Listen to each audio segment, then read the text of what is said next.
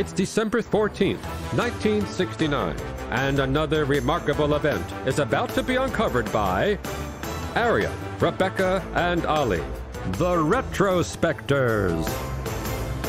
If today in history in 1969 you liked the sound of Broadway's newest musical, Strada, but you thought you'd catch it when the hype had died down, you would be seriously out of luck, because Strada both opened and closed in a single performance, taking its place in the pantheon of one-night-only Broadway disasters alongside such luminaries as Cleavage, Home Sweet Homer, and Ring Around the Bathtub. I want to see most of those. I think I can probably guess which one you most want to see. I mean, crazily, the 1969 to 1970 season saw 3 musicals close on opening night. In addition to La Strada, there was the Crimean War musical Blood Red Roses, which also had the same director, Alan Schneider.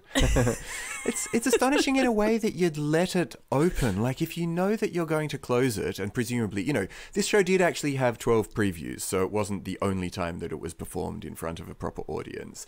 But it was its actual legitimate opening night, and you'd think you'd just cancel the whole thing without having to subject yourself to the ignominy of having to open and then immediately close. Well, it doesn't really ever happen now that a show closes on its opening night, but the reason it used to happen then is kind of nice in a way, which is that it didn't used to cost as much to put a show on Broadway. I mean, it was kind of mortgage your house money, but it wasn't you need a billionaire money. So people were willing to take more of a punt on new ideas, and also box office didn't book up in advance like it does these days. Then it was possible, if your show opened on a Tuesday night, if it was a hit, for the box office revenue to then come in from the Wednesday, and that would keep you afloat. And if it didn't, because you had bad reviews, the box office was not there to sustain it because you had no more cash in the bank. There was like an interestingly fluid quality to Broadway in the era that is just astounding. There was a blog from a guy called Ron Fessler who went to one of the preview performances, and he describes going backstage to get Bernadette Peters, who was a rising star at this time. She was 21 years old. He wanted her to sign his program, except it wasn't a program. It was a single sheet with a cast list on it. And apparently this was once a common sight on Broadway, and it was the classic sign of a troubled musical, because it indicated that songs are being chopped and changed so much up to the last moment, and even after opening night sometimes, that they didn't go to the trouble of printing a program because it would be full of inaccuracies by the time you got it. So it was literally just a sheet saying, this is who we think's going to be in it, probably. Well, you'd think that it could have worked, considering all of the ingredients that were behind it. It was based on an Oscar-winning masterpiece. The stage version was being directed by the then great Alan Schneider, as we said, and it had dances that had been created by a really popular and successful choreographer, Alvin Ailey. And, of course, best of all, the songs were by Lionel Bart, who was responsible for pretty much the greatest British musical of the decade, which was Oliver. So you'd think that all of that swirling talent would have contributed to a hit. Unfortunately, it didn't.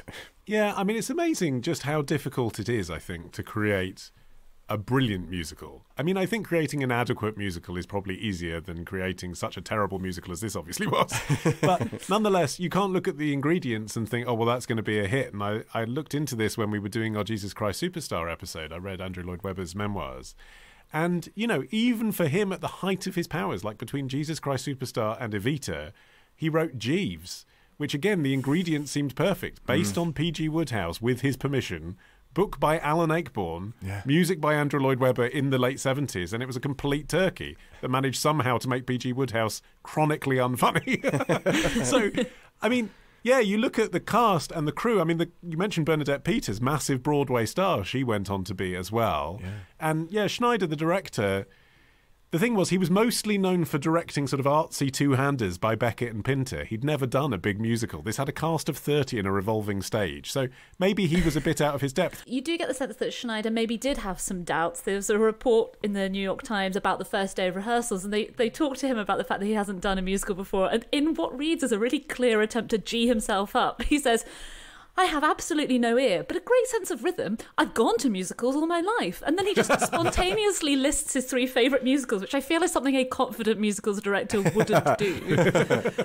But I think a lot of people blamed the failure of the musical on the bleakness of the story. And it's true, it's no Hello Dolly. It's about a simple-minded girl who gets sold to a circus, mistreated, then the strong man she falls in love with murders the only person who treats her kindly and then leaves her to die by a roadside. Sure, it's not a laugh a minute, but If you look at stuff, Les Mis, also not very funny, Jesus Christ Superstar. Like, there are lots of stories that have become successful musicals that do have a very bleak plot on the surface. But maybe it's also because it coincided with one of Bart's lowest ebbs. He had the success of Oliver behind him, which made him famous, but by this stage, critics had already begun whispering that this guy was going to be a one-hit wonder, and he was determined to prove them wrong in ways that, unfortunately for him, weren't really hitting. So he had two follow-ups to Oliver. The first was Blitz! Exclamation mark.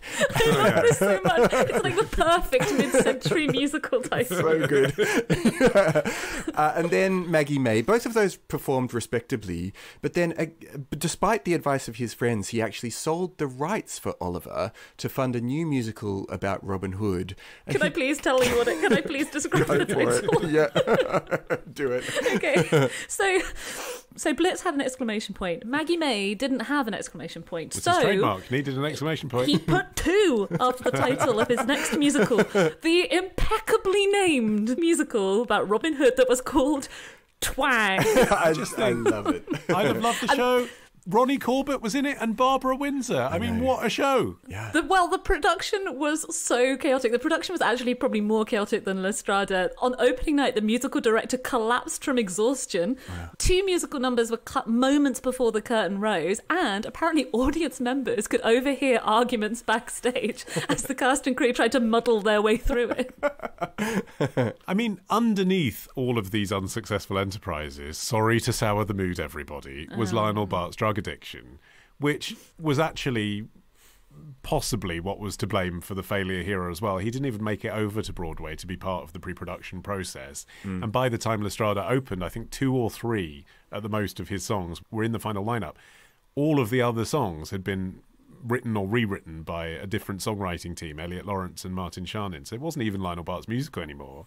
And the reason for that was he was at a very low ebb because of all of those failures and the humiliation of having sold the rights to his biggest hit.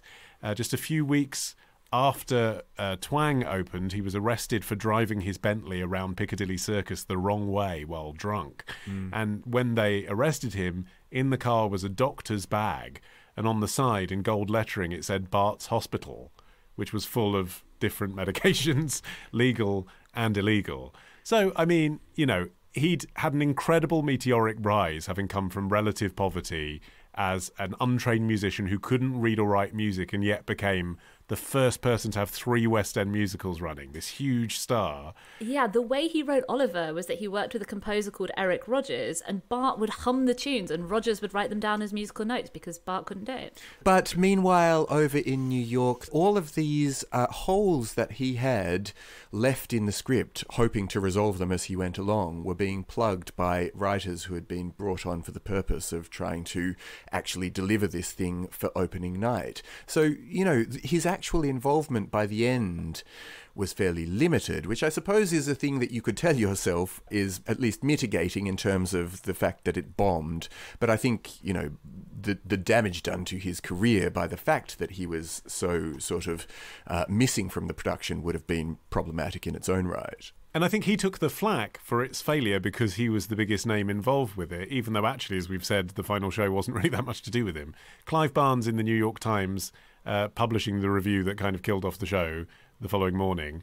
The book is weak and the music and lyrics by Lionel Bart, doesn't mention the co-writers, are undistinguished to the point of Muzak-like oblivion. Yeah, and it's funny because I assumed that this would be a total savaging of the show. This was the review that basically was responsible for it closing on opening night. But actually, I would say it was a mixed review on the whole. I mean, he spends most of the article praising the production. He praises the direction by Alan Schneider, the staging and the acting. He obviously highlights Bernadette Peters, but then he goes on to say that these can only ever be, quote, fringe benefits in a musical. If the songs aren't there, then you don't really have a show. And of course, by the next day, they did not have a show. Yeah. So the show lost $650,000, which is equivalent to nearly £5 million today. And went down in history as the biggest flop ever on Broadway, which is, for me, just a reason to check it out. Well, it was revived at a theatre in Richmond in London just a couple of years ago and got pretty decent reviews, actually. But it sounded like they'd reworked quite a lot of the stuff that just hadn't worked the first time round. I want to know what the reworked version was. Does Gelsomina not die on the road anymore? Does she jump up and sing Consider Yourself? Maybe, yeah. Tomorrow. Dig me up at the request of an author, take my body across 3 different boats, parade me around Paris, and then inter me not by the banks of the Seine. Ditch the ads and get a Sunday episode when you join Club Retrospectors. Subscribe now on Apple Podcasts, part of the Acast Creator Network.